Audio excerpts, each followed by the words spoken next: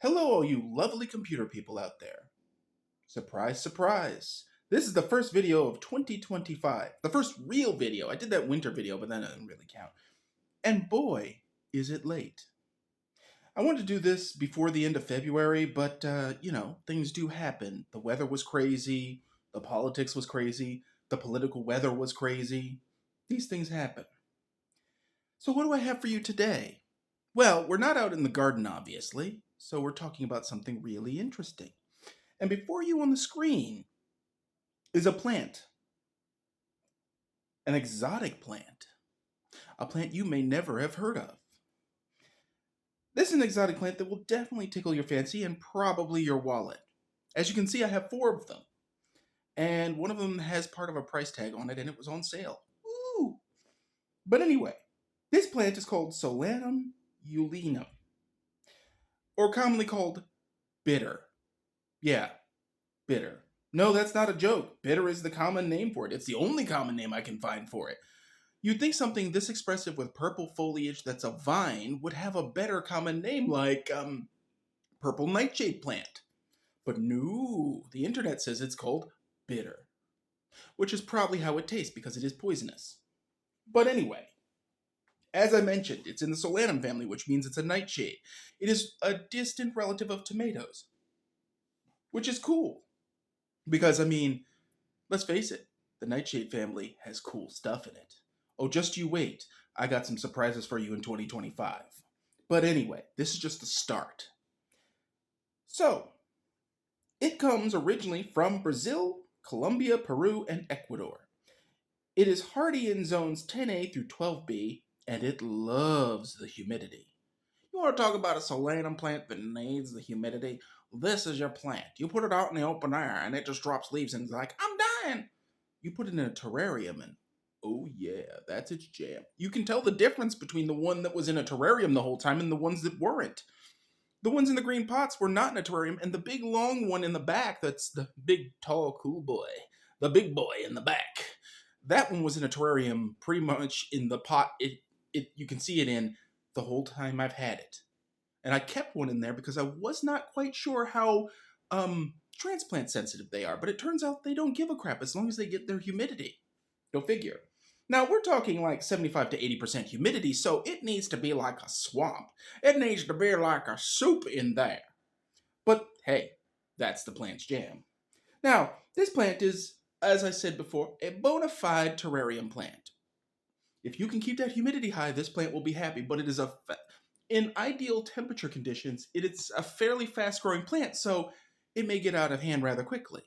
The best way to propagate it is from cuttings, because if you wait for seed, it takes forever, and believe me, the 2 in the back I grew from seed, and that took forever. I'm never doing that again. Nuh-uh. No, sir. Now, this plant also takes normal potting soil and prefers bright indirect light, about 6 to 8 hours. However, plant grow lights, specifically if they're CFL, compact fluorescent, or LED will suffice because they produce no excess heat. So that is effectively bright indirect without any of the heat of the sun. So you can't plant this out in the sun, obviously. But down here in Fayetteville, that's zone 8B now, which with climate change may eventually end up being zone 9 in my lifetime, which is kind of horrifying. Thanks gasoline and coal industry. Anyway, it may be able to grow outside, and we may be working our way to perennial. But anyway, So, what doesn't this plant like? It does not tolerate persistent cold temperatures below about 50 degrees. It doesn't seem to like cold drafts either. It needs that humidity. Now, the ones out in front, if you notice they're smaller, is because they were not exposed to as much heat via the terrarium and its grow lights. So they're smaller. And in fact, I put them in the terrarium to recover them, and these are new leaves that they've put out. Now, what makes this plant really special is the purple foliage. It's very striking. It's so striking that I'm pretty sure if I touch these plants' foliage and listen really, really closely, off in the distance, I will hear a prince squeal. It'll be like, or something like that. And then maybe like Little Red Corvette's going to come on the radio. I don't know. But it's an amazing color purple. Now it eventually fades to a darkish green and whatever. But this plant, you can't see it in this particular video. Well, no, you kind of can. If you look on the right, the long one coming from the back with the in the red pot, you notice those white things on the stem? That's where the roots were coming out because this thing will root along its stem anywhere that touches moisture, which is really cool. A lot of nightshades, particularly tomatoes, are the most common example, are true vines in that they can root anywhere in their stem, and this one seems to have that trait, which means that I can probably propagate these in water, which is way cheaper than buying the seed because the seed was pricey. But anyway, this is the first plant of 2025, and while it is rare and internet information on it is sparse to say the least, I have been growing these for about 8 months from seed. 9 months from seed, but about 8 months when I got some cuttings and started growing those, maybe 6. And so I've worked out most of the details. Now, this is a good plant for a large terrarium, especially if it's kept over a certain temperature. What you want to keep the soil moist, but you don't want it wet. So you want a basic potting soil that drains well.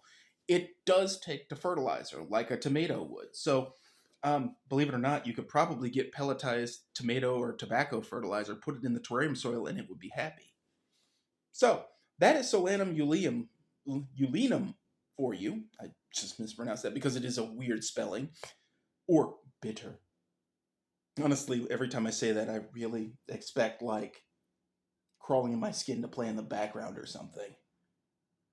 Anyway, so this is the first episode of Lost in the Farmer's Market for 2025. Thank you for being patient and stay tuned. More content is coming. I have another houseplant for you. And then as the temperatures warm and the seedlings come up and magic happens and it's like a Disney princess but with plants, you're going to see all kinds of cool stuff this year. So stay tuned and stay safe in this weird weather. Thanks for watching.